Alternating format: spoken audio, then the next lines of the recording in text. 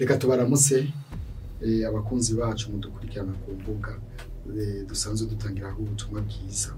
Amahoro y'Imana bane namwe.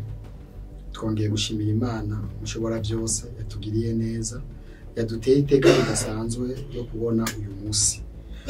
Ikindi naco yaduhaye amahirwe yo kuja ku rubuga kugira ngo dushobore gukurikirana ikigwa cy'uno munsi. Rero iki kigwa ni ikigwa kidasanzwe kuko ni ikigwa kitubwira ngo bimwe mu byo dufasha kuramba no kudasaza vuba. Urumva yuko iki kigwa ari ikigwa kidasanzwe. Muri kumwe rero n'umuvuga butumwa witwa Nahimana Vianney. Nije Imana yashimiye yuko dusangira namwe ijambo ry'Imana. Rero kubera yuko tugiye gusangira namwe ijambo ry'Imana, turizera yuko twabasengeye kandi namwe aho muherereye mwashoboye kwisengera kugira ngo Imana ishobore kutwumvisha twese iri jambo ry'Imana. Rero ari ibintu bitatu bikomeye bishobora gutuma umuntu agera ku rugero rwo kuramba. Ibintu bitatu rero nje tuza kurabira hamwe. Icyambere ni ijambo ritubwira ngo kubaha Imana. Umuntu yubaha Imana, umwimbu n'umusaruro Imana imuha mu kuramba.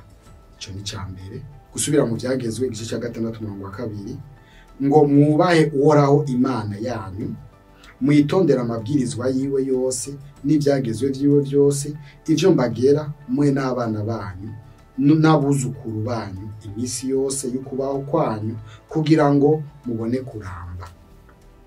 Kugira ngo umuntu abone kuramba asabwa kubaha Imana, asabwa kumvira ibyagezwe by'Imana, asabwa kwitondera ivy'Imana yiyanikirije.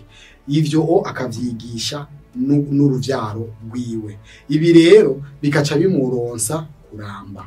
Mwavyumvise rero yuko kugira ngo umuntu aronke kuramba hariho ikijanye no kumvira Imana. Iyo umuntu yumviye Imana, ibi biramutera kuramba. Abami ba mbere 3:14 kandi niwagendera mu nzira zanje ukitondera amabwirizwa yanje n'ivyagezwe vyanje nkuko so Dawidi yagenjeje, nzoguha kuramba. Imana yabwiye Salomo yuko niyagendera mu makanda ya se Dawidi, akitondera amabwirizwa y'Imana, akitondera ivyagezwe vy'Imana, ikintu Imana izomukorera izomuha kuramba. Burya kuramba n'umugisha. Cya kabiri ukumvira abavyeyi. Umwimbu uboneka mu kumvira abavyeyi ni imihezagiro, ni imigisha abavyeyi baherekezanisha abana babo bikabatera kuramba. Kuvayo igice cya 20 umurongo wa 12 baravuze ngo ubahe so na nyoko kugira ngo urambire mu gihugu je uhoraho Imana yawe nzoguha. Kubaha abavyeyi ni intambwe ya kabiri idutera kuramba. Kubaha abavyeyi, abantu benshi muri inosi ubwenge ubutunzi vyabateye kumva gusuzugura abavyeyi babo kubera ko bafise iyindi ntambwe bateye, bakumva umenga inama z'abavyeyi ukububaha nibigikenewe. Ariko iyo umuvyeyi akwidogera, iyo umuvyeyi agwerekeranishije umuvumo w'abavyeyi rero urafata. Abana mwibaza yuko abavyeyi badashobora kukuvuma ngo biguherekeze, biraguherekeza kubera ikintu gituma umuntu ashobora kuramba hariho kubaha no kumvira abavyeyi. Iki ni ikindi cya kabiri gidutera kuramba. Icya gatatu gituma umuntu ashobora kuramba ni ubwenge. Ubwenge nabwo buri mu bintu bishobora gutuma umuntu aramba, kuko umunyabwenge aramenya ibintu byose bishobora gutuma apfa n'ingoga, apfa kenyutse akabizibukira.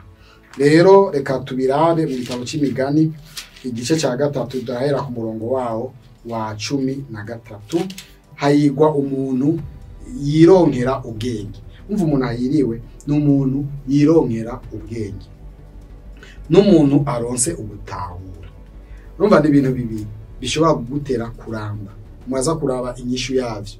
N'umuntu yironkera ubwenge akaronka gutahura, gutahura ibintu. Ibi rero birashobora gutuma uwo muntu aramba. Mwaza kubibona munsi. Baravuze ngo kuko inyungu zabo ziruta iz'ifeza, inyungu zo kuronka ubwenge, irungu zo gutahura biruta ifeza, kandi ivyo bwunguka biruta inzahabu zitarimo inkamba, burusha igiciro utubuyenge twitwa marijani, kandi mu bihimbaro vyose nta kintu giwanye nabwo. Ukuramba kuri mu kuboko kwabwo kw'iburyo, mu kubamfu kwabwo harimo ubutunzi n'icubahiro. Ibi ni ibintu bitatu biboneka mu bwenge, ngo ukuboko kw'iburyo k'ubwenge kurimo kuramba, ukuboko kw'ibubamfu k'ubwenge kurimo ubutunzi n'icubahiro. Umuntu rero kugira ngo aronke ubutunzi, aronke icubahiro, aronke kuramba, bisaba yuko agira ubwenge, akagira gutahura. Ubu bwenge rero nibwo bushobora kudufasha kuramba.